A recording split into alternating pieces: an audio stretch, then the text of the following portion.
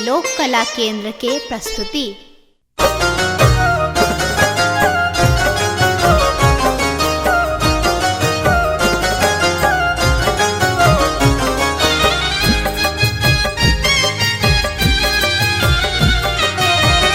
एखन अहाँ सुनि रहल छी लोक कला केंद्र के प्रस्तुति।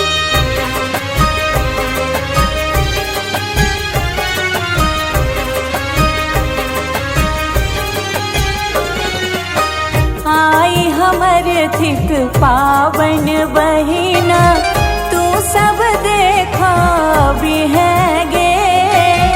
आई हमर थिक पावन बहिना, तू सब देखा भी है गे।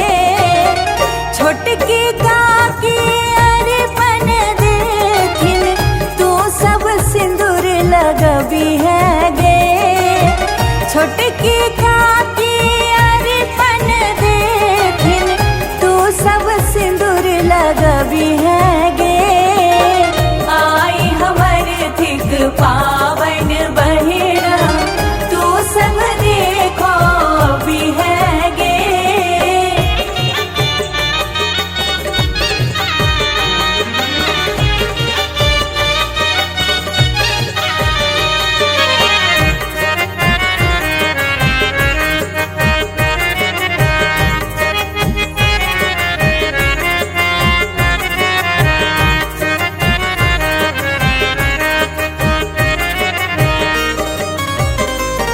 लोक कला केंद्र के प्रस्तुति।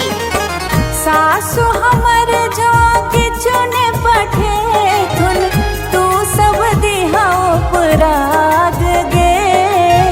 सासु हमर जो किचुन पठेथुन, तू सब दिहा उपराग गे।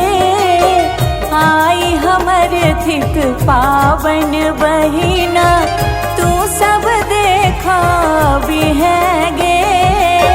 आई हमर थिक पावन बहिना, तू सब देखो भी है गे।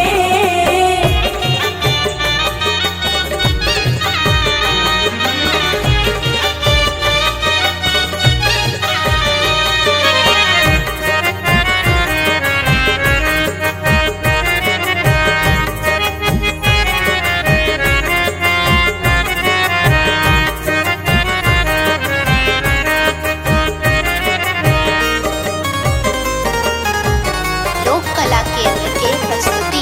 पाग पहिरने ओझाजी बसथुन, तू सब हुनका होती है गे।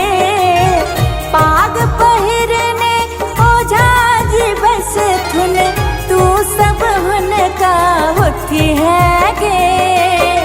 आई हमर थिक पावन बहिना, तू सब देखा भी है गे।